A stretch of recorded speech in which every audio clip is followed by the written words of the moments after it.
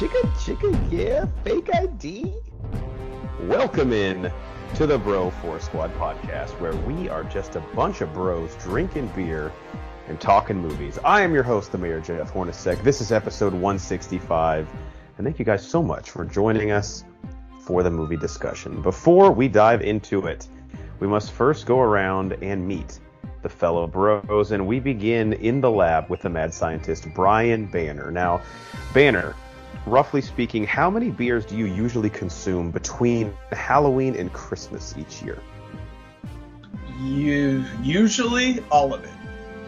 My favorite beers are Oktoberfest, Pumpkin Beer, and Shiner Cheer. That is middle to late September, all the way through January. I save a couple of Shiner Cheers though and have them around March time. You gotta string that out. Not too long though. I saw, and Geiger had kind of prepared me for this, but for the first time this season at my grocery store this past week, the first Shiner Cheer was out, and it got me in the fucking mood. Let me just say. I've got a 6-pack waiting now. Unfortunately, I refuse to do anything Christmas before Thanksgiving, and Shiner Cheer is the exception, but I cannot have it before Halloween. So yeah, that's fair. You better believe November 1st comes around, we're having about 5 of them. There's a line in the sand that we don't cross.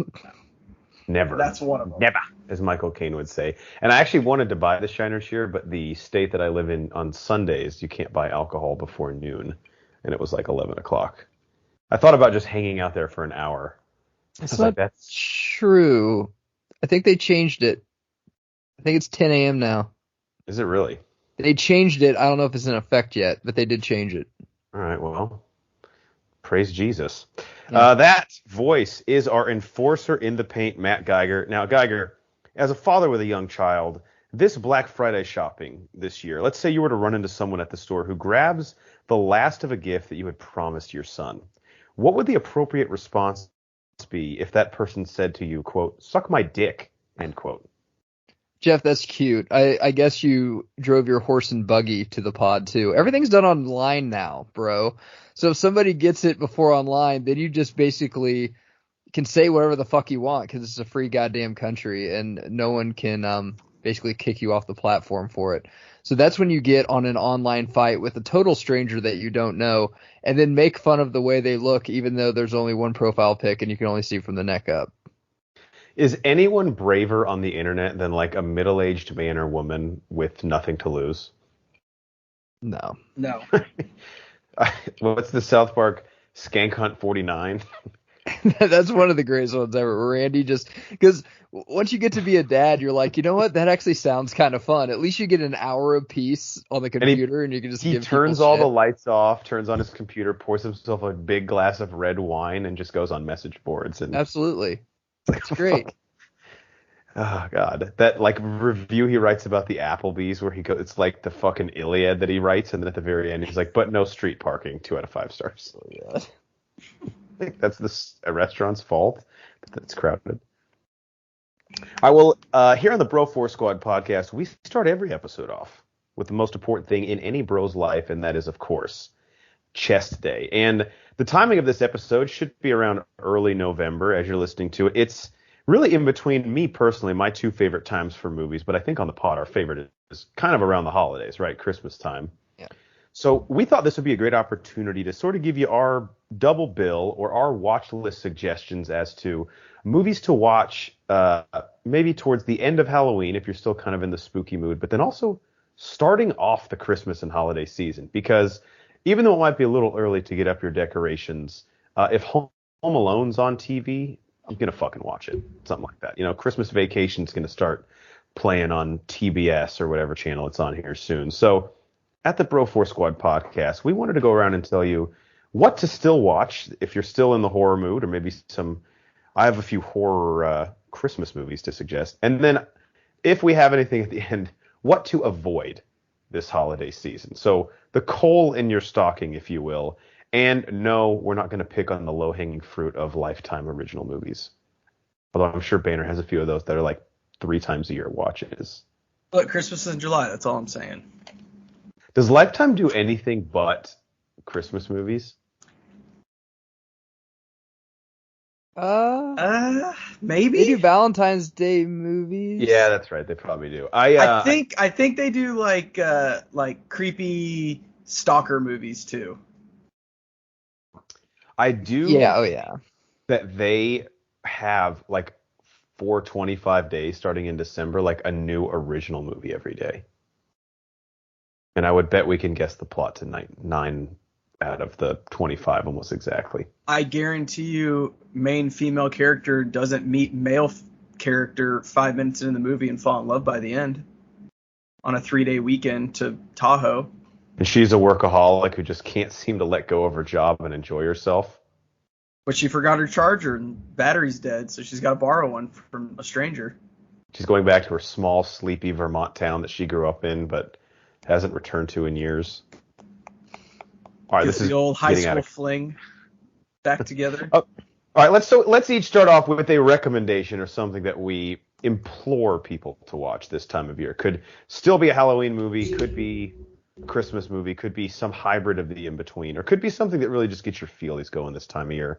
Geiger, let's start with you. What would you recommend? I'm gonna do 3 things for Christmas, but they're not movies because I think you guys are going to talk about a lot of movies that I could just repeat. So I'm going to do something that we don't talk about enough, and that's TV shows. And I honestly think we don't do a good enough job, not us personally, but the networks and the streaming services, that I think during Christmas, you basically just need to have like a mixtape of all your Christmas episodes from your like TV shows on Netflix. Yes. So first off, I think one of the best Christmas TV episodes ever, and that's The Office Yankee Swap. That is a must watch. I actually wrote this down too, where all the Office Christmas episodes, so I'm glad. Okay, yeah, and the one where they go to Benihana and he can't tell them apart, that one's fucking great too. Yeah. I love the Benihana one. The Yankee Swap? Is that the one where Andy gets the sitar and he starts playing it? No, Andy's not part of it yet. This is like season 2. This is when Ryan gets the iPod because Michael fired the one guy on Halloween. They had like a $10 gift limit. Yeah, and like Dwight gives people paintball lessons and Jim gives Pam some sweet gift because Michael turns it around because Phyllis gives him an oven mitt and he gets pissed. It's a fucking great episode. It's like it definitely spells Christmas. The next I guess comedy that I want to talk about is That 70s Show Christmas. Motherfucker, are you just gonna take all of our shit? Did you write all these down? I've got That 70s Show down and he had The Office. Okay, well you want to talk which episode? I love all of the Halloween, Thanksgiving, and Christmas episodes. The Christmas episode where they throw the party at Hyde's dad's house and Foreman comes home and throws up all over Red's shoes. That's a great fucking episode. The one I was going to talk about is when Kitty has them get all the toys for the less fortunate, but then Hyde and Kelso start playing Rockin' Sockin' Robot, a bunch of that shit, and get high and just keep them all for themselves. Yep. Because dude, these games are cool. They shoot the Evil Knievel toy across the room. Yeah. All these games that like my dad's like, God, I remember that thing. That thing was bad. I actually got my dad Rock'em Sock'em Robots like 2 Christmases ago because he wanted it so fucking cool. bad. Is it a Christmas episode where they chop down the tree off the highway and the fucking park ranger catches them? It's actually the first season. They give them $40 to buy a tree, and whatever's left over, they can buy like decorations or food or whatever for their party that they're having. So to save the money and spend it on beer, they go to the side of the road and cut off a tree. And the last one I will say is any of the Home Improvement, either Christmas or Halloween's. The Halloweens are really good because they always try to scare Tim, and Tim has this party, and Jill's starting to send him notes from this girl named Ruth that she's going to come and kill him, and Tim's trying to figure out who the fuck it is, and everyone's playing a prank on Tim because he gets everyone on Halloween. And the Christmas one, whenever the homeowners situation just basically sent a letter that you can't have anything over like 100 gigawatts and everything, and Tim gets all pissed off because his house is basically like the Vegas Strip. I tell you, man, I like Home Improvement isn't on any streaming service that I know of, and there's a lot of... That's criminal. I know. And people don't understand is that beats Seinfeld. Like, a couple years in a row, like in ratings in the 90s. And think about all the TV shows that were in the fucking, I mean, you had Married with Children, you had Full House, you had a ton of those shows, and Home Improvement beat all of them. So that needs to be on a streaming service. And man, they need to do some playlist on Netflix, like, hey, here's just our Thanksgiving, episodes right now. Here's just our Christmas, so you can thumb through them and stuff. Because The Office, I usually have to Google, like, what season was that, and then, like, look it up. I will say it's mostly kids' films and TV episodes, not to anyone's surprise, but Disney Plus did that with Halloween. Yeah, it was a game changer. Yeah, they curated, like, these are all our Halloween specials. So it would be specific episodes from shows. Like, they had all the Simpsons Treehouse of Horrors and stuff like that. Okay. But then it had, like, all the Disney Channel original movies that were Halloween films and stuff like that. But nowhere near, like, none of the adult stuff that we would be interested in, unfortunately. And I can't believe Home Improvement is not anything. Like, that's not to shit on Seinfeld. We love Seinfeld, but, like, let's talk about accessibility. I think it's extremely overrated. You can respect what it is at least. Yeah, I can see why some people like it, but it's more niche, right? Like, the sense of humor is not as accessible. Home Improvement's kind of like everybody can watch it and laugh. Yeah, and it's on, like, UPN or something like that, and sometimes I'll tape, like, 5 episodes in a row, but it's just not the same as just, like, streaming, like, every episode. Yeah, that's a shame. Good stuff. All right, Banner, how about you? Any recommendations? All right, well, other than the holiday episodes of That 70s Show, another good one, if you're looking at a Halloween episode, is the one where they recreate the Rear Window, where Fez falls, hurts his leg, and then he thinks that Bob is killed Midge because he's staring out the window. It's a good episode. Wow, I never even made the connection that was a Rear Window parody, but it makes total sense. We don't talk about That 70s Show enough on here. We really don't. That's my favorite show. It's as good as The Office. Banner and I, back in college when DVDs were a thing, when we lived together, he had all the DVDs, and I had seen the show, like, at least most of the episodes. But Banner, how long did it take me to binge the entire series? So this was back in, like, what, 2008 maybe? And again, you have DVDs. I think you got through all 8 seasons in, like, 2 weeks.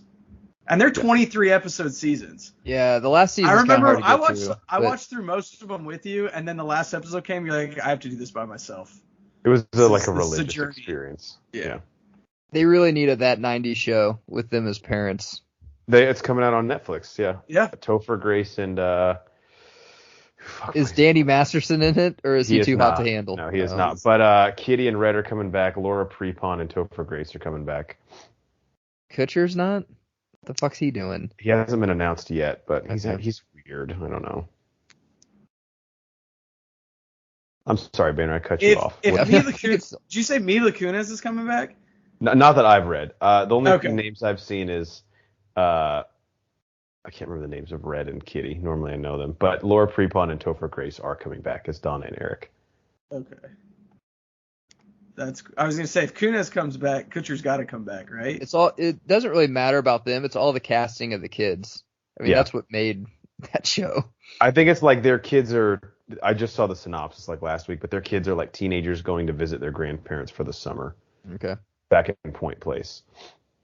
That could be disastrous, and it also could be amazing. It doesn't. That's already sounds stupid. They just need to do it in high school somehow. Right, I agree. But the way they can do it that way is Topher Grace and Laura Prepon can be in like 2 episodes, and then most of it is Red Kitty with the kids getting up to hijinks. The fuck's Topher Grace doing? He has a sitcom on Spider-Man ABC 3. Right, Jesus. He's in a sitcom on ABC. Okay. Yeah, Kurtwood Smith is Red Foreman. And Deborah Jo Rump. Deborah Jo Rump, is Kitty. The only other thing I have, because this is the only time that it's going to fit in, and you guys are going to be like, okay, well, yeah, maybe. Abe Lincoln, Vampire Hunter.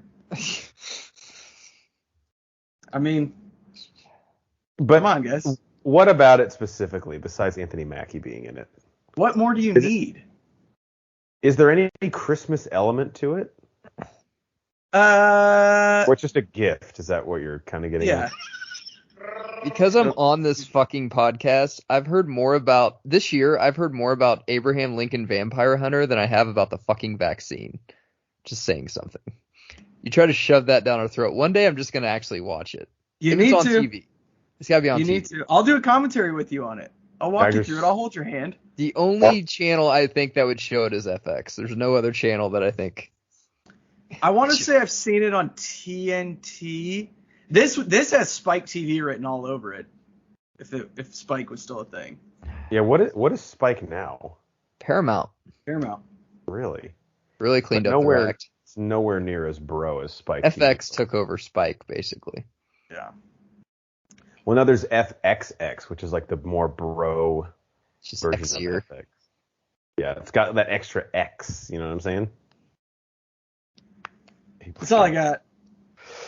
All right, I actually have two like Christmas horror movies, which is a subgenre for sure, but one that is trashy and I fucking love. The first one is a movie that actually, as this is dropping, Cycling and I did a movie commentary on it last year. And it's the 2015 film Krampus, which I'm not sure if either of you guys have heard of. But it is a dark horror comedy with a cast, some pretty recognizable names. Adam Scott is in it, who of course is Eric and Step Brothers. David Koechner, who is has been in The Office. What's his name of his guy in The Office, Matt? The one who has all the DUIs. Oh, Todd Packer. Yeah, Todd Packer. He's Todd in Packer. Anchorman. Right, he's an Anchorman, of course. Toni Collette is in it, who has been Oscar nominated. And then there's a couple character actors you would recognize, like Conchata Ferrell, who is the nanny in 2.5 Men. Who's like always fucking wisecracking. Yeah, she's great. Yeah. She's pretty well cast in this. Basically, it's based on, there's like a Danish folktale where if kids are bad around Christmas, or I guess throughout the year, at Christmas, this beast called Krampus comes instead of Santa and sort of terrorizes them. And that's what this movie is about. Like a kid, it's like this really dysfunctional family, all takes place in one night. And this kid unwittingly summons the beast Krampus, and it comes to his house and fucking terrorizes his family. But the movie is definitely in on the joke. Let's go. Yeah. So it's pretty good. And it's pretty short. Let me see how long it is. It's 1 hour 38 minutes, including credits. And it, for Cycly and I mean, a B-level horror movie with this cast with some pretty epic kills. I mean, we were pretty much all in this thing from the jump. So Krampus is one I definitely recommend.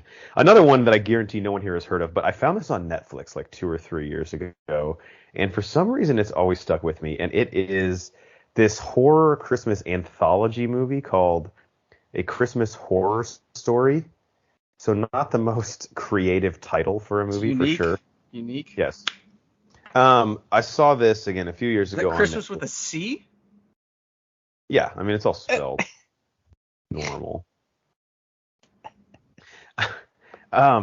This one actually 1 hour 39 minutes, only 1 minute longer than Krampus.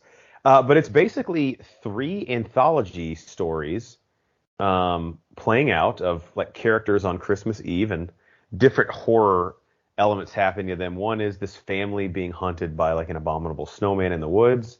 Another one is Santa fighting. Why are they in the woods the night before Christmas? They're trying to visit some relatives and they're driving through the woods. Sounds Okay. exhausting. You do what you got to do around the holidays, Banner. Another one is about these kids that are filming a video on Christmas Eve. They try to go back to their school and film something, and it turns out that they're being like harassed and stalked throughout the school. And which again, why would you want to fucking go to your school on Christmas break? That's the scariest part of that particular story. And then the last one is actually Santa, a very buff and in shape Santa, I might add, is at the North Pole, actually fighting Krampus, who is attempting to invade and starts like killing all the elves. It sounds awesome. There is a massive fucking twist in this thing. Like, pretty goddamn crazy. I I kind of want you guys to see it just so we can talk about it. Geiger would fucking vomit if he watched this thing, but Banner, I think you would enjoy it a lot. Can we get The Rock as Santa? I wish. Santa kicks a lot of ass in this. I'm not gonna lie. The only actor you would recognize in it is the great William Shatner. Ah, the space traveler. Yes. He's a radio DJ who is kind of like summarizing the events in the town. He's like the narrator, sort of. So, that is A Christmas Horror Story. And it's supposed to be getting a sequel, which of course no one asked for except me. Is that the New Year's Horror Story? Who asked for this? If I had to guess, it would be A Christmas Horror Story 2, but I'm not in the know or on the production team. I don't know if you guys had anything that people needed to avoid this holiday season. Either something you think is incredibly overrated, maybe something coming out that you think looks like absolute shit, or just something that you're like, I can't get into this no matter what. Geiger, did you have anything? Yeah, come back to me. I fucking lost my sheet. All right. Banner, how about you? So, the only thing that really, at the end of the day, every Christmas movie we know is, story-wise, it's a step below everything else, right? But because it's a Christmas movie, they're fun, we're in the mood, they automatically get elevated to this higher level. We did a commentary on this movie, and I don't think I will ever watch it again, and that is Rudolph the Red-Nosed Reindeer. My God. Is it claymation technically, or what is it? Yeah. I don't know what it is. Yeah, I think it's claymation. Motion? Yeah, whatever it is, that was the longest 45 minutes of my fucking life. That was rough. I know this is probably like, you're not supposed to taboo, but I'll never watch Rudolph the Red-Nosed Reindeer again. It was definitely less fun than Santa Claus is Coming to Town, and what was the other one we did? Frosty? Frosty was fun. We did the animated Frosty. God, because Frosty's the bad guy. Defend a villain. My God. Yeah. What was the name of the fucking magician in that movie? They took his hat. Yeah. He just That's his name, but they took his fucking hat. He uses that to make a living. Anyway. Professor Rudolph. Hinkle. Rudolph is coming to town. Yeah, that one Rudolph sucked. the Red-Nosed Reindeer. That was awful. Excruciatingly long. There was a point where all of us were just sitting there literally going, when is this going to end? I can't, it was so bad we couldn't even talk shit on it anymore. It made me wish I was Jewish, so it would just not be Christmas anymore. I could get out of there. Geiger, how about you? Yeah. By the way, do those air on TV anymore? I mean, when we were kids, it was like a yearly thing.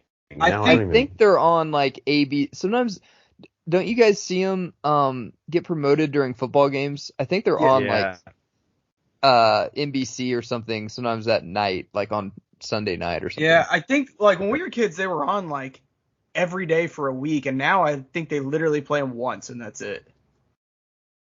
It's a damn shame. What's wrong with the youth? I'm really surprised Rudolph hasn't been canceled. There's a lot of his dad, totally absent father. Stuff in that one. Listen to our commentary. We explain all of it in detail. Geiger, how about you? What should people stay away from this holiday season? I love Christmas movies, so this might come as a shock, and I'll probably get fought on it. But I can't get through this one, man. I just don't think it's that good, and that's the Polar Express. Nope, I'm right there with you. Okay. I've become a big fan of the Polar Express these past few years. Do you? Okay. I thought somebody on here really liked it. I remember they always talk it up, but it's on FX all the time, and I'm a huge fan. If you have a good Christmas movie, play that shit 3 times a day from December 1st to the 12th. I'm fucking fine with it. You can't play it enough. But that's on all the time. There's sometimes, I get home from work and I might have an hour. I'm just like, oh, what Christmas movies are on? I'm like, Polar Express. I'm like, fuck me. And maybe it's because I haven't seen it all the way through that I can't just jump in halfway through, like, I don't know, Home Alone, Christmas Vacation, Christmas Story. But I just don't think it's that good. I don't know. It loses a ton of momentum at the end. Am I right? I completely agree. Actually, once they get to the North Pole, the thing stops dead in its tracks. Once they get off the Polar Express, it's like, okay. But for some reason, I used to hate, but now I love the nerdy kid on the train who's like a train expert. It's like, there's a steam engine locomotive. He just keeps like fucking giving them train facts. I guess it's because it's not very fun. It's pretty like serious, I guess. It takes itself really maybe that's why. I don't know. I can't. It's not my bag, man. I can't get into it. It's definitely different. Well, yeah, it's Tom Hanks, so of course it's going to try and take itself seriously. It just there's so many other, and especially like, you know, old school Christmas movies or ones that you haven't seen in a while that I'd much rather watch than that. Yeah, I mean, I've been getting into it more and more these past years. We'll see if it checks the same boxes this year, because last year I'd watch it like 3 times on TV. It just seems like Wow. the people that dig it are the people that, you know, work remote from Starbucks with their glasses and their laptops and ask you if you saw Colbert last night. They seem like those type of people, which are cool, but that's just not me. Oh, I thought you meant for Starbucks. I was like, what? No, But like yeah, I was really remote from confused there there. for a Like second. act like it's their office when you're I like got you. trying to fucking drink your coffee. Like, you know, why don't you just work from home? Like, why are you here for 8 hours? Yeah, you're too cheap to pay for your own fucking internet. Free Wi-Fi. That is an annoying fucking person. I'll report back on Polar Express here in a few weeks, because I'm sure FX and all these places are going to start. We claim everything's on FX, but I actually think that is on FX. One thing I want people to avoid this year, and I'm going to watch it, and we're probably going to do a commentary on it, but I'm going to sit here and say this anyway. It's the Home Alone reboot on Disney Plus, Home Sweet Home Alone, which I don't know how I lost track of this thing so much, because this was announced, I think, when Disney Plus was announced. So what, like 2 years ago, Brian? Yeah, I think so. And we were excited. Because I thought it was going to be one of like the, you know, Disney Plus got launched in November. I thought it was going to be one of like the flagstones that next Christmas, and here we are 2 years later. And I don't know what happened to the project or like where things changed, but originally I had heard the rumored new Wet Bandits were going to be Jamie Foxx and Paul Rudd. And that is a far cry away from the bagged cereal Wet Bandits we're getting in this, which is Ellie Kemper or Aaron from The Office and some other fucking guy. And then the kid from Jojo Rabbit, who I actually liked a lot in Jojo Rabbit.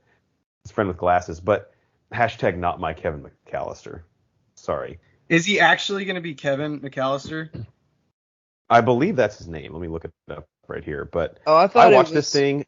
I thought his dad was a Culkin. I thought it was Culkin's brother was in this. Oh, wait, Is that you're right. all right? So he plays a kid named Max Mercer. Oh, wait. The guy who played Buzz is actually back as Buzz McAllister. Holy shit. So maybe Wow. it's his son. They were able to get him back with his schedule? I mean, I'm going to share my screen real quick. This guy looks like exactly what you think Buzz looks like now. I know I share my screen on the new. Does he look like what the fuck's the badass from Mighty Ducks that's now a pussy on Daredevil? Eldon Henson. Hang on, it's this guy. Foggy. Can you see him? Yep. Yeah, Holy that's shit. exactly how. Yep. Yeah. I mean, he's looking better than he does like in this photo. The chick to the left's hot. Allison, whatever. Like this picture right here, he's doing better than that. Well, that's Jared the Subway guy. Pre the Subway diet. If you would have told me that But post touching little if kids. you would tell me in October that the fat kid from Jojo Rabbit is having a funny Christmas movie on Disney, I'd be like, sweet, I'll watch that. Why does it have to be Home Alone? Yeah, I know. It's kind of like everyone has had this discussion, but it's like, just come up with something original. Like, quit trying to just fucking reboot. You could even have, you know, kind of a Home Alone-esque thing where he's fighting bad guys or something. It's fine, but just don't call it fucking Home Alone. Yeah, because if the only connection is that Buzz, it shows up. I mean, I don't think Buzz is his dad, because this kid's last name is Mercer. So is Buzz just going to be like their neighbor? Like, what are we doing? There's not a Culkin in this. Not that I can see. Okay, I thought I read that it's because one of the Culkins is in Home Alone. He's the kid that wets the bed. Yeah, That's a I thought Culkin. he was originally going to be the dad. And he could have the last name Mercer because it would be McAllister because they're cousins. Cousins. Very true. So I thought I read that, but apparently not. Oh my God, guys. I'm looking at the cast list here. Do you remember the running joke in the first one? Snakes? I don't know Yeah. Snakes.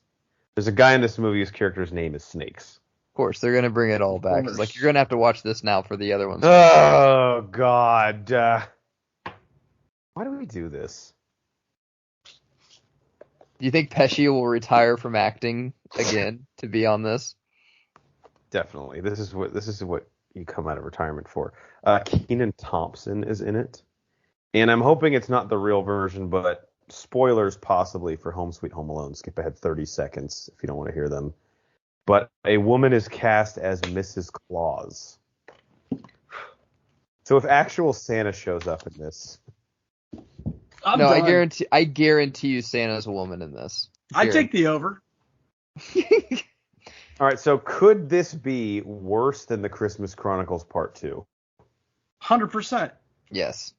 That I think is my least favorite movie that we've ever done a commentary on. I actually think that is one of my least, or one of my lowest ranked movies overall ever. They're gonna have the kid from Jojo Rabbit that has an English fucking accent, which is fine if you do a Christmas movie with him. He's kind of funny, but they're gonna try to somehow get this into Home Alone. So one of them is gonna have to marry a English woman or something. It probably have to take place in Britain, I would think, or the kid's accent. If he grew up in America, why would it be like that? Dude, and if then this isn't in Chicago, I'm so out. And they probably mentioned that in the trailer, but I was too busy hating it to really pay attention to the plot points. And the bad part is I won't even see it because I refuse to buy Disney Plus. So whatever. It's not my problem, I guess. Damn it. It just upsets me. I kind of blame myself because I don't know. Like, we didn't have any promotional material, but this was a project that I got kind of excited for early on. It's a rookie mistake. Yeah, it really is. With second generation talent, you gotta just know that 80% of them are gonna break your heart, but you're gonna get some that are just like, man, you're better than your dad or your mom. But when you don't even have fucking Macaulay Culkin in it, why fucking do it? Yeah, it makes no sense. This has like the B list from Saturday Night Live, like Kenan Thompson's in it, Chris Parnell, do you remember him? Mikey Day, who's on SNL right now. The name might not sound familiar, but if you saw him, you'd recognize him. Does this show how great the 90s were? That basically like Fuller House, that 90s show. They're basically just remaking everything that we had because their new ideas suck, I guess. Yeah, and like, are these watered down versions better than some original idea you could come up with? I would rather watch a shitty movie that's an original idea than you trying to catch lightning in a bottle for a second time. Yeah, I totally agree. And 90% of the time, you're going to know if your movie's shitty. So if you figured out that it's shitty halfway through filming, just play into it, make fun of yourself, have a good time. And maybe that's what this will do. Like, it didn't. I guarantee you, it won't. I didn't get the sense that it thought it was like The Irishman in the trailer, but it also, I don't know if it knows how bad it is. So we'll see. All right, anything else? All right, that brings us to the second part of our show, which is our protein shake, where we go around and talk about what is in our cup, also known as what have we watched lately. I have 5 things. One, Banner, did you finish What If? Of course. Okay, so you and I share that. How about you guys? How many are we looking at? Banner? 3. I've got 3, including What If. Okay, perfect. Let me do 1, and then I'll toss it over to you guys. We can do a little round robin. I watched, and Banner, maybe you've seen this, the Disney, I believe it's a Disney Plus original, animated movie Luca. Have you seen this? I believe it's Pixar, actually. But it was a Disney Plus. It did drop on Disney Plus, yes. Yeah, like it didn't have a... Yeah, I don't think it had a theatrical release. No, I'm sorry. I told you were... I don't know. That was a dick move. No, I just think... I got confused. Luca. It's cute. Fun movie. Yeah, kind of a cool concept. I sort of feel like, though, so the concept, if you don't know, is about this... takes place in Italy, which I thought was like probably the most fun part of this. Just getting to see like the Italian Riviera, lifestyle. Small city, small seaside city in Italy. Yeah, and it's about I didn't really pick up the name of the species. Did they mention it? Like what the fish people are called? I don't remember, honestly. I think I watched it once. So it's basically these fish people, and the titular character Luca is a amphibious creature underwater who has the ability to go to the surface, and he will transform immediately into a human as long as he's dry.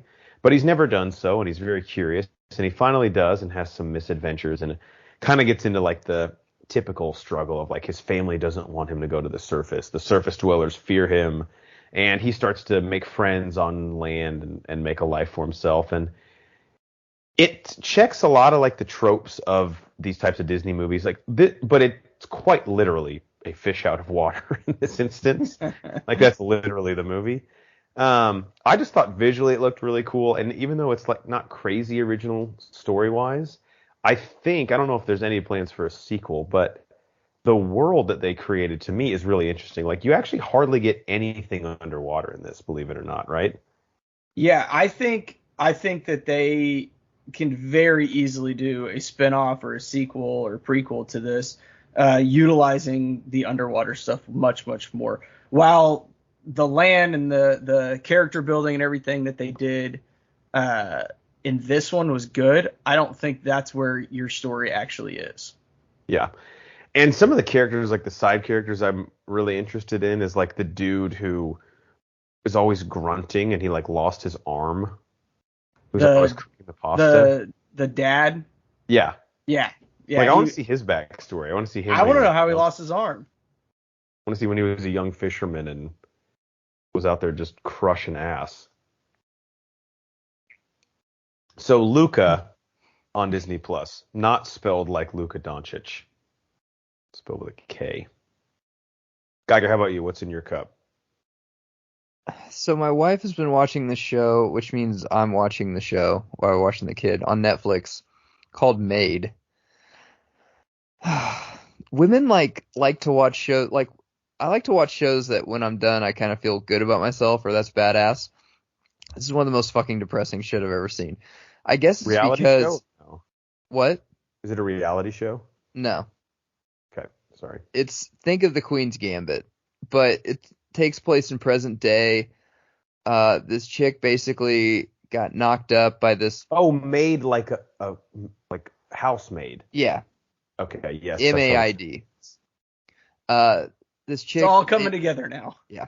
This chick basically, think Midwest trailer. This chick gets knocked up by this guy. So she has a kid. He's got a drinking problem. He's like not really, he doesn't hit her, but he's really like mentally abusive and stuff. And she keeps trying to leave and, find ways to leave because she's like, I can't just stay in this trailer while he's in between jobs and he keeps drinking and he's mean to me. And I got this kid and I just want something better in my life.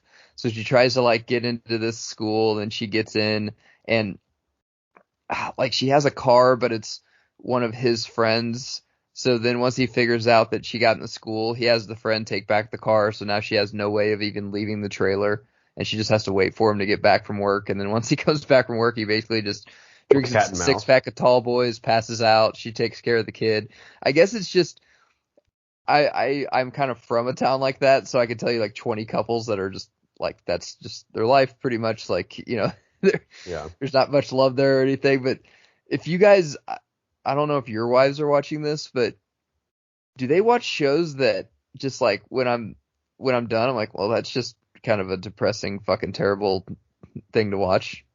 Yeah, my wife watches all the Greg Berlanti shows, who's the guy who works with Reese Witherspoon all the time. So like 9 Perfect Strangers, Little Fires Everywhere. What's that show on HBO with her? Basically, it's like men. Little Big Lies. Little Lies. Yeah, it's the like one with Elizabeth Moss where Handmaid's Tale. She hasn't watched that yet. I think that one might be too insanely depressing for her. Which is where my wife picks it up. She loves The Handmaid's Tale.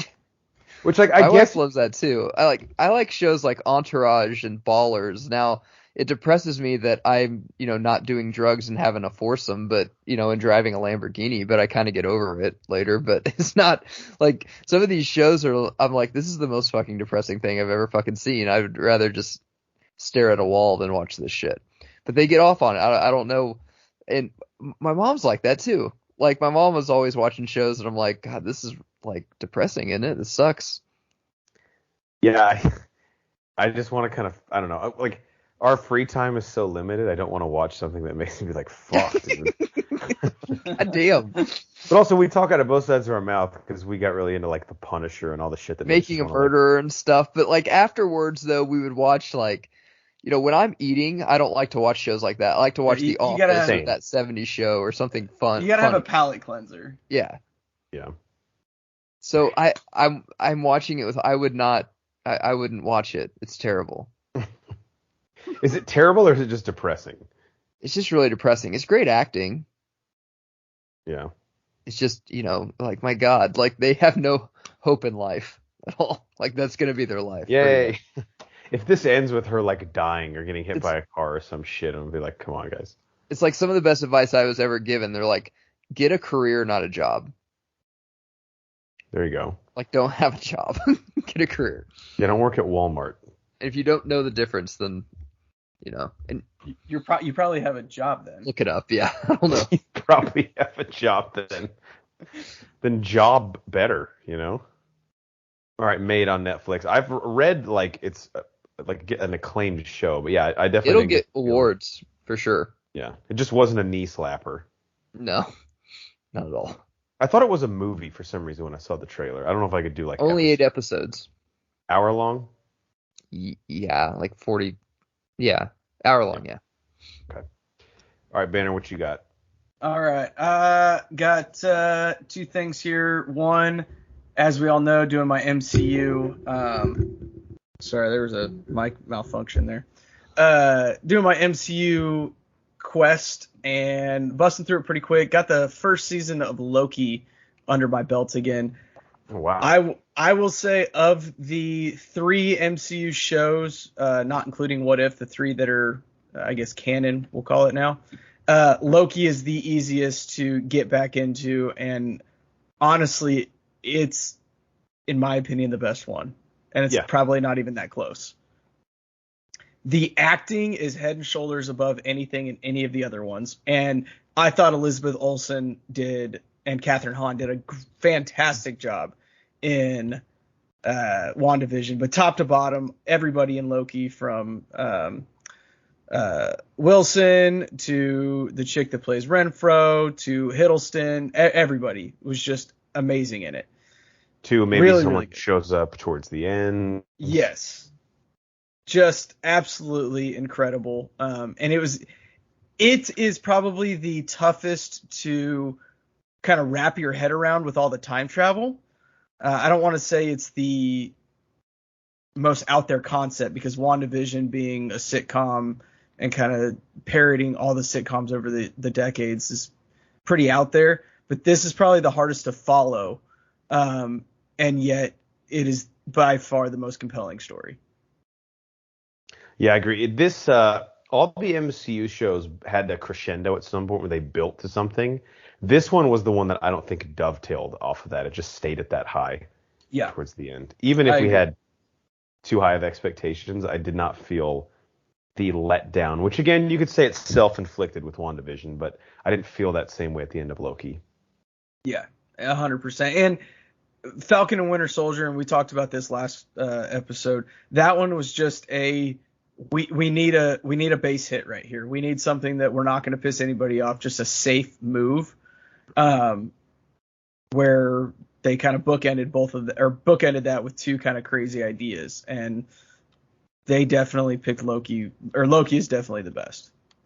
Yeah, Falcon and Winter Soldier to me, like you said, felt like the safest bet, or the one to me where you were like, if we had to turn one of these into just a movie, this one would be the most reliable, because WandaVision and Loki are pretty big swings. They're like Hail Marys. I agree. And I think Falcon and Winter Soldier also, it was hurt a lot by the pandemic, just because they had to change the storyline of things that were happening with what was going on in real life. So I think that may have hurt it a little bit, just the rewrite kind of last minute.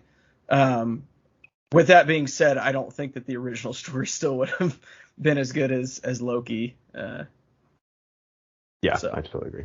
Yeah. Okay, I watched a movie that Banner you'll love, Geiger you would hate. Greenland with Gerard Butler and Brandon Lochran. I'm in. This was there has to be we should just do a whole episode on movies that you think are just much better if you watch them on an airplane because you kind of have nowhere else to go.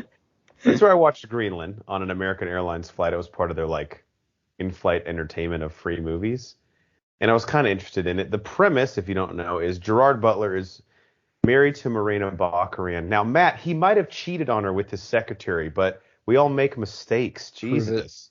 Raise your hand if you're perfect. So the beginning of the movie, it's so cliche.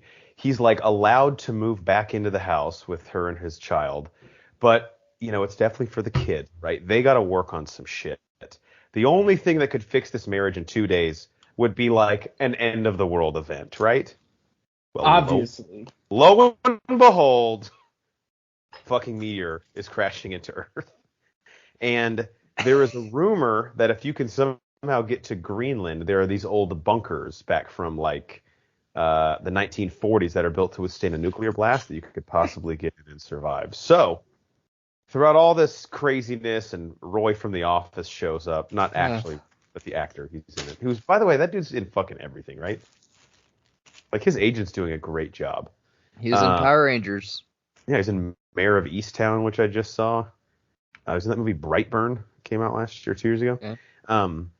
So Gerard Butler is, trying to get his family to Greenland, and just crazy shit starts happening. Scott Glenn, who played Stick in Daredevil, do you remember him, Matt? Oh yeah, he's in good it. Actor. He's awesome, dude. Yeah, that great guy. Stick. Yeah, he's a beast. He's in really good shape too. Good for him. In this movie, he just walked around in a wife beater and his biceps are I'm you could kick the shit out of Gerard Butler right now. He plays the father of Gerard Butler's wife, who of course Gerard Butler cheated on, so he's not a huge Gerard Butler fan in the movie. And on paper, I should hate this movie, and I feel like I'm saying this. I'm just getting soft in my old age. I actually had a lot of fun with this thing. I think you come in with a lowered expectation, and you're all right, that's actually not as bad as I would have thought. Is Gerard Butler just on the highway to become Russell Crowe? His biggest movie, he got really in shape, and now he's not so in shape and kind of. He's nuts. 1 week of not working out away from being Russell Crowe and Unhinged. So now it's funny because they take these action stars, and the way that Hollywood pivots, or at least their agent does, is now he's in action movies, but he's not actually beating the shit out of anyone. He doesn't fight the asteroid, obviously. Yeah. He could. Well, but... the asteroid's on steroids. It wouldn't be a fair fight. Well, the asteroid was drunk. That's the only reason he knocked it out. I don't know, man. This is hour 40 minutes. It's fun. It's not an incredible film, but if you read the synopsis and you were fuck it, I'll try it. There's nothing in here that you'll be I wish I wouldn't have seen that. Now, if you actually want a movie that's going to make you think, obviously Greenland is not that movie. So I'll just say that. All right, Geiger, what else you got? So I should hate this movie. It's got basically the third string of comedy people in it. But God, it is a really good comedy, and that's Hot Tub Time Machine, the first one. I love Hot Tub Time Machine. It's actually really good. I don't like Rob Corddry at all. In Ballers. Yeah, he's the worst because he just is that over the top. I'm gonna be vulgar, but it's not it's just not funny. But he thinks he's hilarious. You could. He's just trying. Yeah, he's saying it because he's trying to fit in, even though it's just you're trying too hard, dude. The only thing about this movie is that John Cusack just looks fine, I'll do it. The whole time. I don't know if you guys feel that, or maybe that's kind of his character, but still he almost does it too much where he's just I don't want to be in this fucking movie. I'm so sick of the 80s. But he's basically get back to it. And then you got the kid that was supposed to be the next Jonah Hill from Sex Drive. Remember that? When he's just dude, he's next. And then the later seasons of The Office, right? Right, yeah. Or no, and nothing interns. happened to him. Then you got Daryl from The Office that, I don't know. I mean, he probably didn't have much upside. But this movie is actually really funny. And you think that, okay, it's just a flashback 80s movie, a time machine movie. What the fuck? But it's actually really fucking good. I'm surprised. Sebastian Stan is the douchebag guy that they fight at that party. Yep. Yeah. Yeah. And It's it like- actually, it's cool because they go back and that place is a shithole now because Yeah. I mean, that's true about everything. Like the bar district that you go back to in college is probably like apartments or something. Like, everything changes all the time. So it's actually really fucking good. And Rob Corddry is funny in it. And then he becomes the one kid's dad because he has sex with, the mom or whatever. And then he makes a ton of money because he sings with Motley Crue and he does some business venture. But it's actually a really good film. I haven't seen the He second one. invents Stoogle instead of Google. Yeah, Stoogle. And I haven't seen the second one. I don't know if you guys have. If it's Don't any watch good, but I have not seen the second one. They recast John Cusack with Adam Scott. that makes Ew. sense because I could see Cusack. Cusack did not want to be in this. I could feel that the entire time, but he I still think was Cusack fine. said they didn't even ask him to come back for the second one. I which is guarantee really you on weird. set, he's just like, God, this is the stupidest premise ever, but I'm gonna fucking do it. Chevy Chase has a small but important role in the movie too, if I Yeah. remember right. He's like the cleaner guy or whatever, but he's the one that sends him back in time. Was this streaming on anything, or just fun on TV? It's on FX? FX. Oh, it was on FX on demand. I was just searching around and I saw it. I'm like, God, I forgot how. I actually kind of like this movie. I'm gonna watch it. Yeah, it's pretty funny. I think because it uses the time travel just to like get them to the 80s. It's not like a sci-fi movie. If It's Yeah. not it. The movie isn't about time travel, and Right. that's where that's what makes it good. Even though they use time travel, it's not the time travel that is making the movie. Yeah. Yeah, it just takes this group of modern friends back to the 80s. And I also love every time Craig Robinson's character looks in the mirror, his fucking hair, like his afro that he has. Utterly ridiculous. He looks like Gerald from Hey Arnold. It's like 6 feet high. So good. I'll have to go back and rewatch that. It's kind of a Christmas movie. I don't know. It's snowing. They go Yeah. to a ski lodge, Yeah. so Yeah, I'll take it. Banner, is it your turn or mine? I can't even remember. You can go. Okay. I watched a horror movie called Malignant, directed by James Wan. Came out this year. Trailers looked pretty stupid, but I'd heard from people that it was the craziest twist in a movie in about 5 years. And it's a horror movie, of course, so I was interested. I obviously will not spoil what the twist is. I watched it, and I guess it depends on what you mean by craziest. But it was pretty fucking wild, and I didn't like it at first. As I've listened and read some things about this movie, I think I really enjoy it. The twist is really twofold. I can't really get into much details about the plot twist, but there's another twist that's almost larger than the movie, in the sense like you think the movie is a certain genre of film, and then when the twist happens, you realize it is actually tricked you into getting into the theater, and it's a completely different genre of film. So it kind of like, yeah, so it's sort of twofold. I don't think there's any actors or actresses in this you would recognize, but there is, you would like this. So the song Where Is My Mind by the Pixies, that plays at the end of Fight Club. There is like a really badass electric guitar remix to that song that plays at like all the crucial points in this movie. That even if you don't watch the film, I think it's just worth Googling that because it's really cool. Is it a doesn't little really, like the Tron Legacy-ish? It kind of is. It just, and they play it a lot, but they probably go to the well too often. Like they probably overuse it, but it was really cool. I just have one more, so I'll get this out before Banner, you and I talk What If. I watched a Netflix original movie called Kate with Woody Harrelson and Mary Elizabeth Winstead. And guys, I think at this point, can we just call like John Wick-ism like a genre of movie? Lone assassin goes through some tragedy, kills everyone in one night in like close quarters combat in the dark in a big city. Mm-hmm. Yeah, Okay, I'll accept it. That's what Kate is. Okay. The plot synopsis here is a little bit interesting. Kate is an assassin working with Woody Harrelson. She is hunting down the Yakuza. So this thing all takes place in one night in Osaka, Japan. She assassinates like one of the head Yakuza guys, and someone poisons her. And she has 2 hours to live before she dies. But before she goes out, She's going to take down the whole fucking Yakuza with her. Pretty cool plot idea, I thought. And it's executed pretty well. Sometimes, like, the fight scenes are like, Mary Elizabeth Winstead, I know, even just from, like, Birds of Prey, she's a really good physical actress. But I don't know if the stunt coordinator didn't trust her enough or with the way this was shot. But, like, they don't let her kick enough ass in this, I thought. That's unfortunate. Yeah. Woody Harrelson was good in it. Just left me wanting a little bit more, but it was fun. What's Woody Harrelson not good in? Venom 2, Let There Be Carnage. Really? Okay. He's like Uma Thurman as Poison Ivy. That's how over the top he plays Cletus Cassidy. God, that's awesome. Yeah, I don't understand the problem. It will be carnage. Do you think Tom Hardy thinks that he's like doing a lot of good in the world right now? I don't know where Tom Hardy's head's at. I think we put him on our list of actors that we typically like their movies, but would never want to hang out with them in real life. I don't typically like his movies anymore. I'm so off his fucking train. He has no clue what he's doing.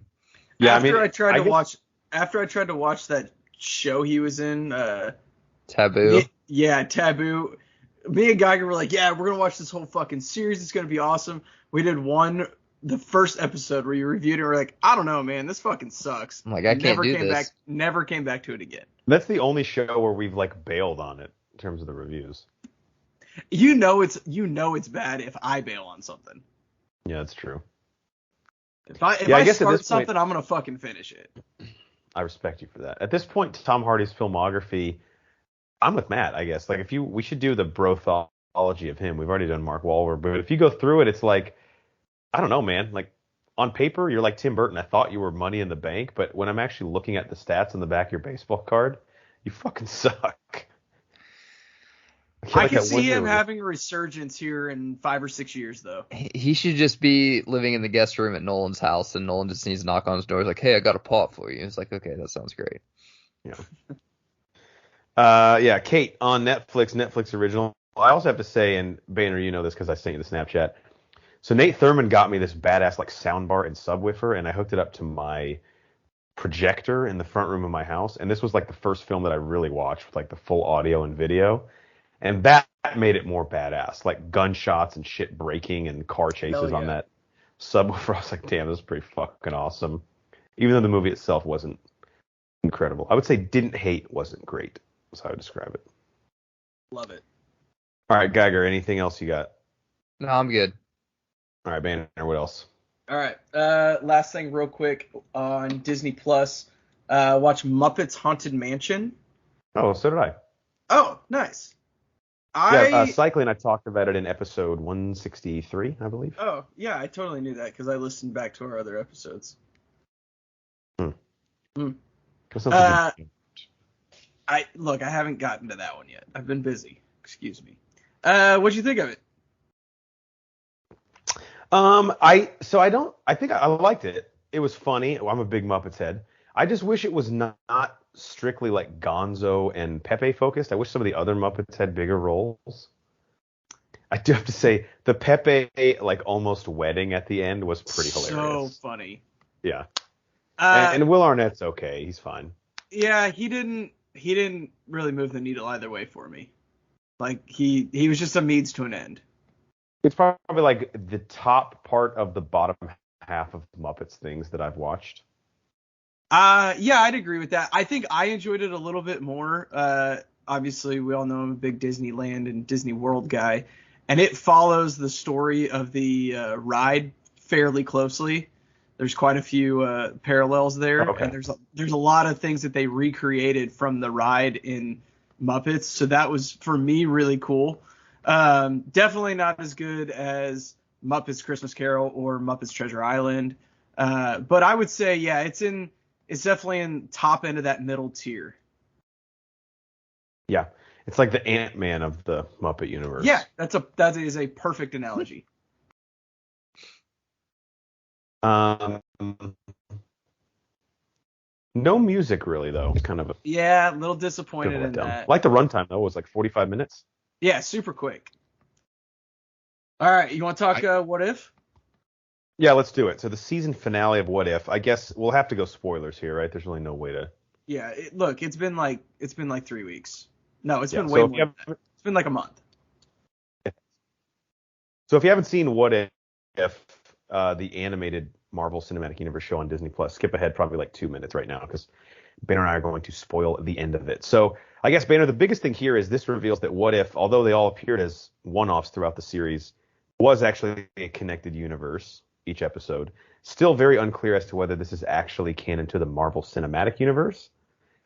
I tend to think they're going to tie it in somehow because of the voices that they got to return. But I agree. I've been up and down on this show. Again, at its lowest points, I haven't really hated it. At its highest points, I haven't really been totally in love with it. It's been kind of high ceiling, low floor. Excuse me, flip that. Low ceiling, high floor.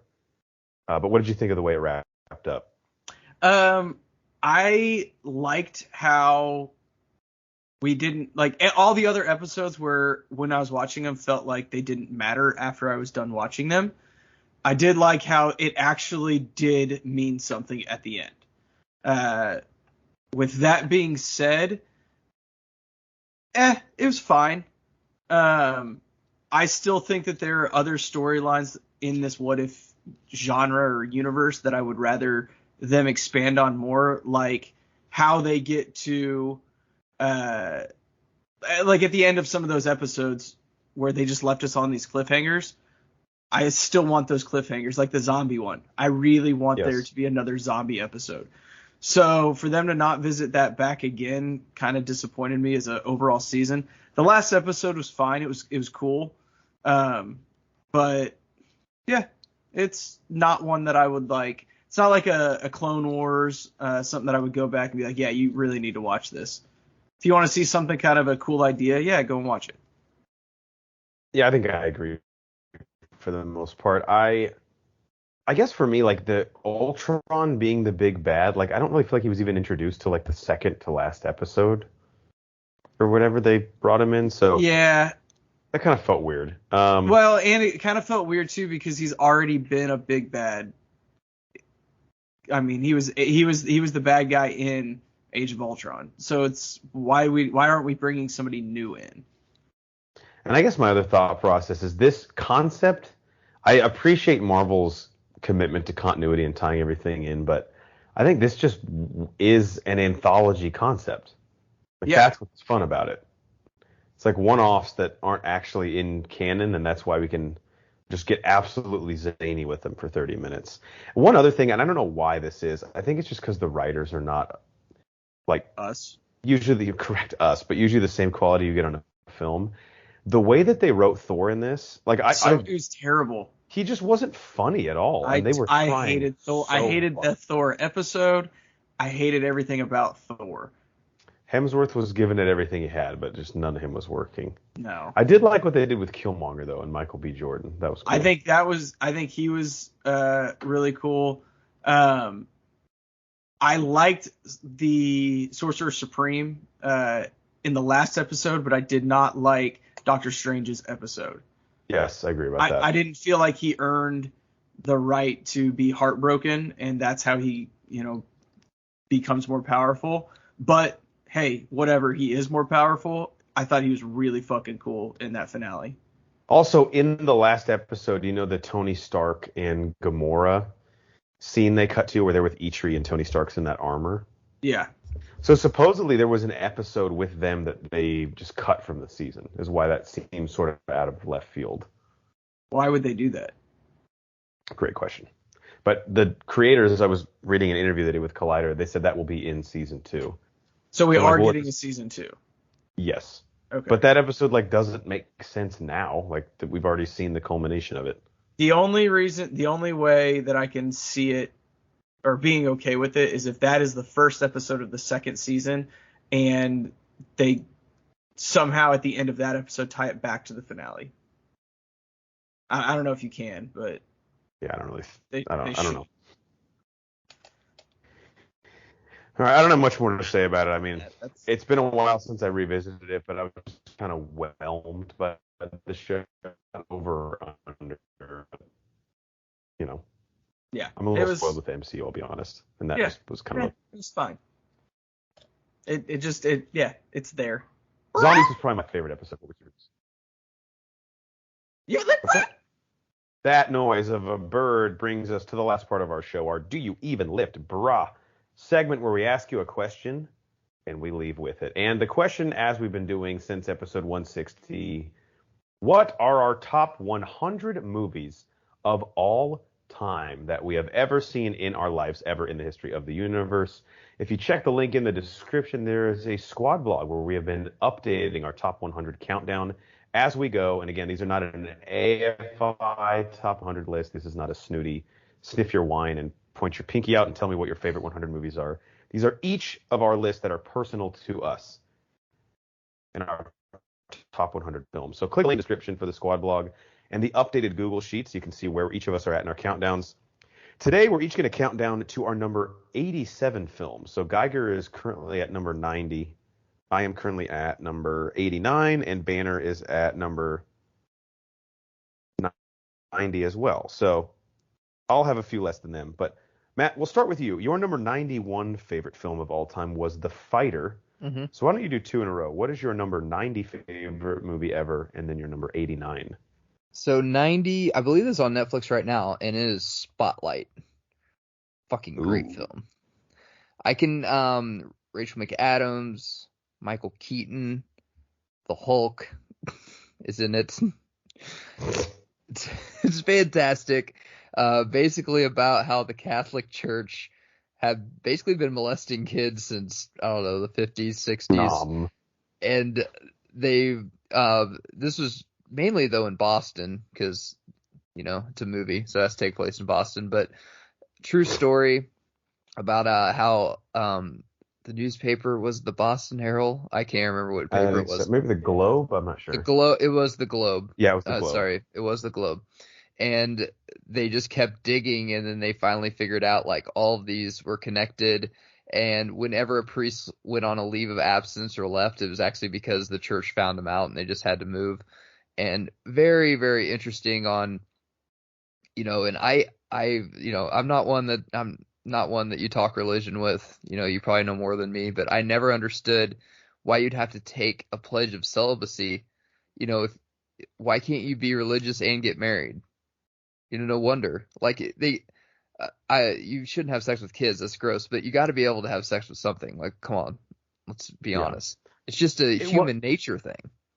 I also looking at this cast, dude, and if I remember right, this cleaned up at the Oscars, right? Yes. Liev Schreiber also in it. #MySabertooth. Mm-hmm.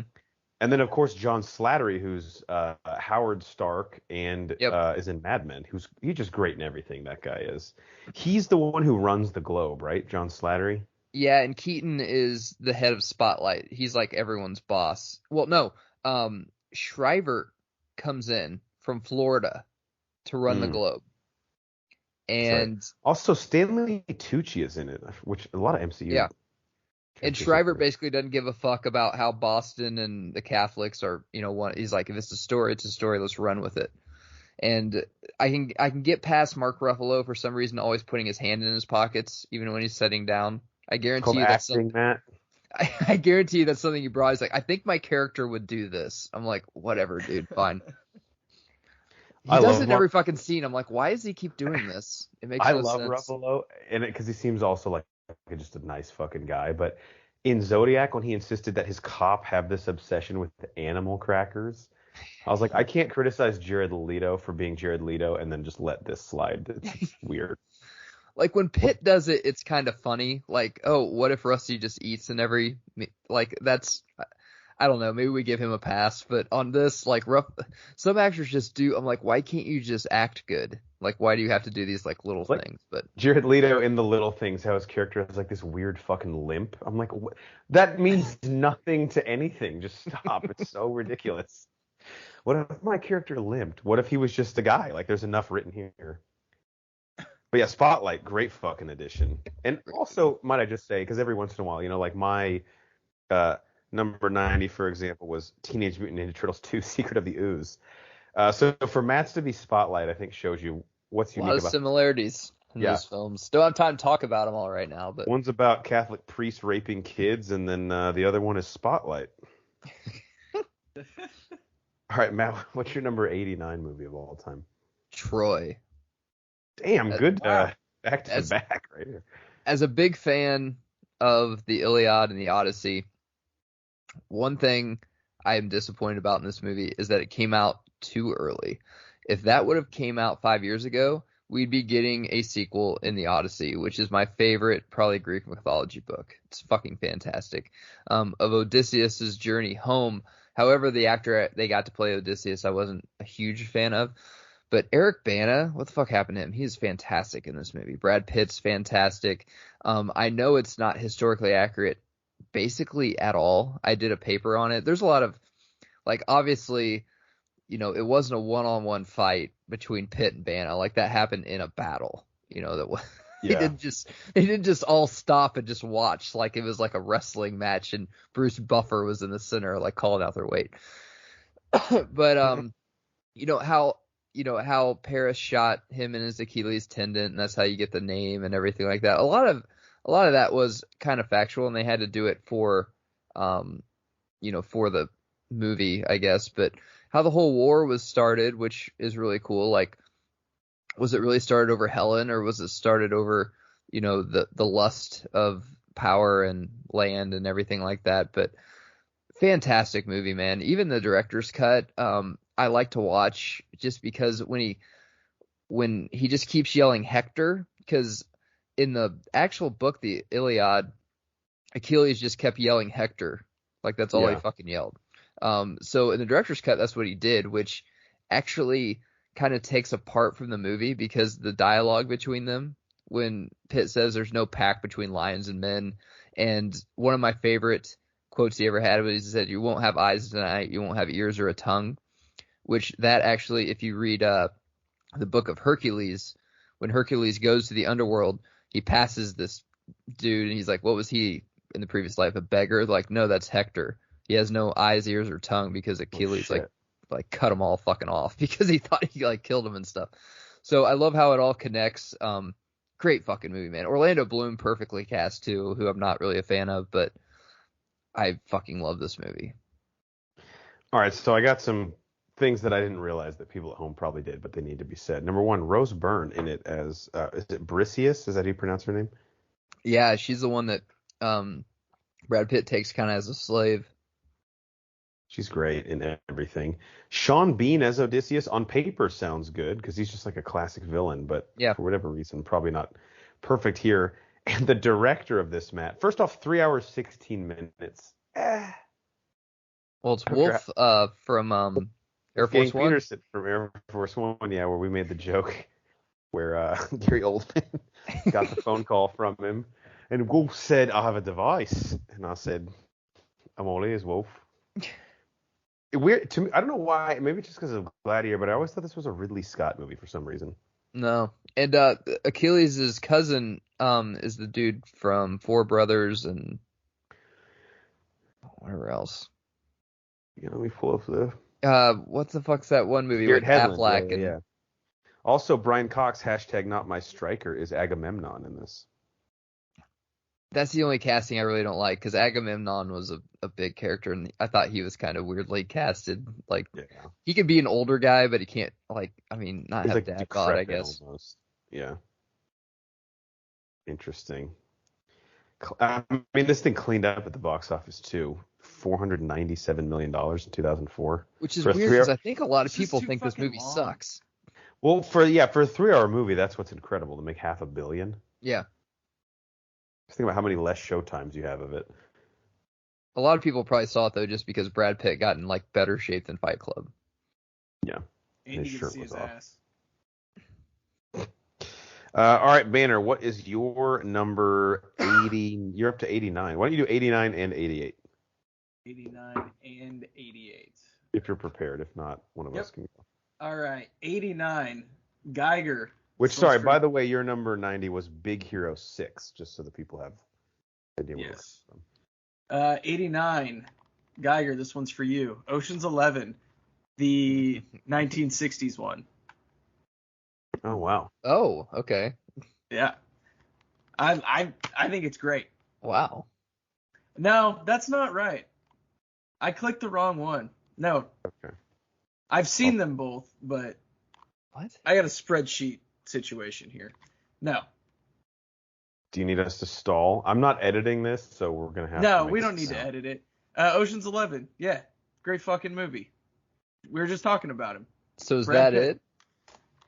No, yes. So the 2011 one. The 2011 one, yes. Okay. I'm sorry. I had a spreadsheet malfunction. Sorry, 2001 one. I don't know why I said 2011. Yeah, okay. Ocean's 11, 2001. There we go. Way higher on my list. One of my favorite movies. Yes, it is a fantastic movie. But 89, I think it's just a great heist movie. This is probably one of the first movies that I remember watching and just being like, oh my God, that was so fucking cool how it was already done and over with by the time, and how the story was told, that I really realized, like, I don't know. I'm fucked up. I'll say that I think one of the things that's so underrated in these movies, and I think Matt and I just look at these two characters and go, yeah, that's us, is Casey Affleck and Scott Caan's two characters. So great. The way they're just constant. I could just watch. I wish to God we would have gotten a movie with just those two guys.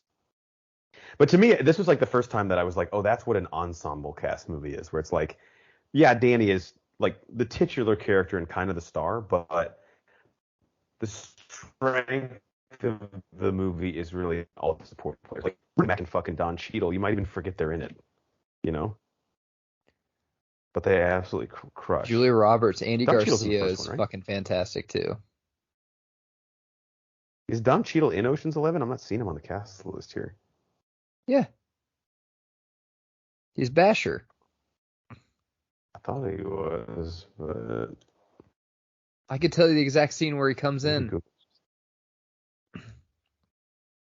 Because Brad Pitt pretends to be a cop or whatever. Yeah, you're right. There he is. A little bit longer here. Good one, Banner. I think as far as our commentaries go, is that our biggest one?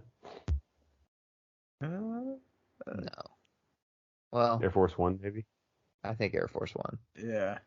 It's definitely up there. It's a top 5, which is actually saying quite a bit. We've done, what, 200 of them?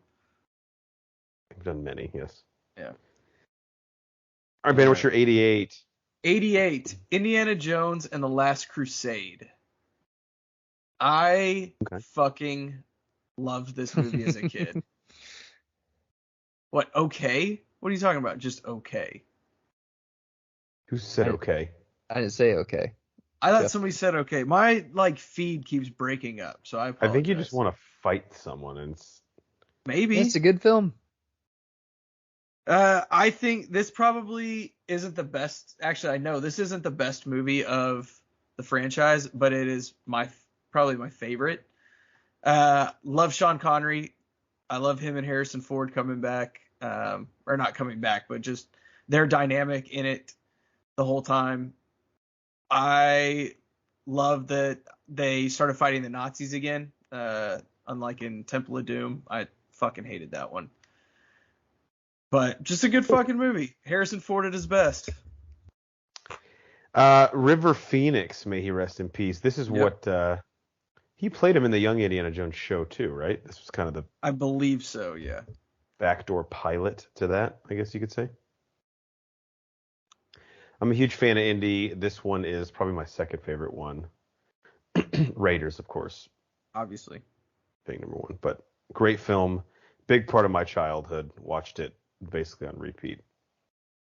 I had a poster of Indiana Jones and the Last Crusade. The one with Sean Connery and Harrison Ford in my bedroom. This one. Oh, nice. Yeah. Dude, the Indiana Jones font is just fucking iconic. So fucking great. Yeah. I want to put that on my resume. Jeff Hornacek. That's how my name's written. Like, we didn't get the job, but this looks cool. Yeah. A for effort. All right, my number 88, Banner, you'll love this. X2, X-Men United. That is way higher on my list. Despite all the flaws Fox ran into with the X-Men movies, the first two to me are just masterpieces. This one, of course, I mean, we had some really good superhero sequels in the early 2000s. Like this one obviously came out in 2003. I think Spider-Man 2 was 2002 maybe, somewhere around there. And both of those are phenomenal. So I mean, kudos to the superhero genre at this time. This has one of maybe my top 10 favorite movie scenes of all time in the Nightcrawler scene to open up the film. Visually was just mind-blowing, and like playing the X-Men video game as a kid and watching the animated series was just exactly what I wanted Nightcrawler to look like on screen. But I think the thing I love most about this film is it really lets Magneto kind of take center stage with like the Brotherhood and his whole plan, and Wolverine kind of being left in charge of the Professor Xavier's school is just a really cool dynamic. Like him mentoring and developing relationships with the young X-Men. I think it just goes to show the reason the X-Men work so much isn't necessarily because all their powers are fucking cool, but it's because the group dynamics of like there sort of being constantly two generations of them, like a younger group that is being mentored by this older group that also like are so imperfect. Like Wolverine is even thinking, I'm the last fucking guy that should be like mentoring the youth, but here I am. Like I don't have my own shit together, but I'm gonna try and figure it out. All that stuff just works really well. And then of course I hate to just keep sucking the dick of the scenes of the movie, but where the Strike Force comes and like invades the X Mansion. So fucking good. Between Colossus and Wolverine in that scene, there's just like some absolutely epic action. So I'll go X2 X-Men United is my number 88 film of all time. One of the best parts about X2 is that you kind of alluded to it, Jeff, is that you want, like, you know, Magneto is a bad guy. You want him to be a bad guy, but you get where he's coming from, and he's not the real bad guy of the movie. So it's weird to be rooting for the bad guy. Yeah, but I mean, you also you understand why you're rooting for him, and you get it. Like, you empathize with him.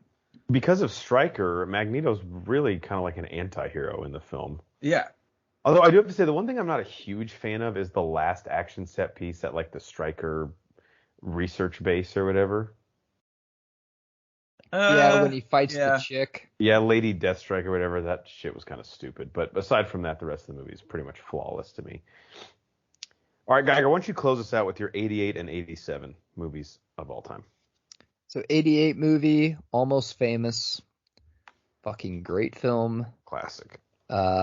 Especially if you're a rock and roll guy like me, and kind of the start of Rolling Stone magazine. This kid, you know, back in the day, you'd have like writers just go on the road with like Zeppelin and the Rolling Stones. Imagine the stories they could tell. Yeah. And the bands wanted them there because they're telling stories about the road and shit, and that's what the fans want to hear. And the cooler you are on the road, the more shit you get in Rolling Stone, more people want to buy your albums and everything like that. So fucking great film, man. And then one of the most iconic scenes when he jumps off the top of the roof onto a pool, or it's been redone by a lot of people. Kate Hudson was bearable in it, which says a lot because usually I can't fucking stand her. Yeah.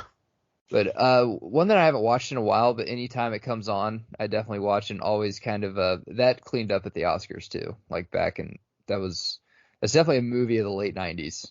Whatever you think about it. I mean, the cast of this, like Zooey Deschanel, Philip Seymour Hoffman, Jason Lee. I think even Jimmy Fallon has a brief role in it. Yeah, Jason Lee's fantastic in it. He's like the lead singer. And whenever the band's fighting about to break up and they're on the bus and Tiny Dancer starts playing by Elton John and they all start singing it together and they're like, all right, cool. Let's just fucking roll this on. That's a great scene too. There's a lot of good scenes in this.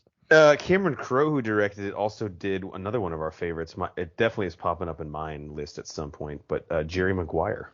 Yeah, dude, Cameron Crowe was so 90s, and then I don't think he's directed a movie since then that I know of. Well, he did that movie Aloha in 2015 with Bradley Cooper and Emma Stone, and people were like, it was so bad. People were like, hey, why don't you just take some time off? Let's just not do this anymore. Yeah. Take 5. And number 87, getting some of my baseball movies out of the way. We've done a commentary on this, but Angels in the Outfield. I can just close my eyes and see that VHS. You know, one of those, remember the Disney VHSs that almost had like a cushion around it? Like it was like a foamy. Of course. Yeah, they were like bulletproof. So I could just see that on my mantle, and I'd pick that movie a lot and fucking watch it. I remember when I took my first airplane trip to Colorado, And my parents said I could bring one movie because we were staying at my dad's cousin's house, and I watched that like every fucking night. See, that to me, that's what this list is about. Like, what is the memory that you have tied to the movie? I strictly remember in their living room watching it and pretending to jump over their couch like it was a center field wall and catch a fly ball and shit. And they're like looking at me, and my mom's like, "This is just what he does." Like an angel was like carrying you over the couch. But God, it's a great feel good movie, man. A great Disney movie that is actually, when you're older, turns into actually a pretty good baseball movie. It's not too bad. The score in it is iconic.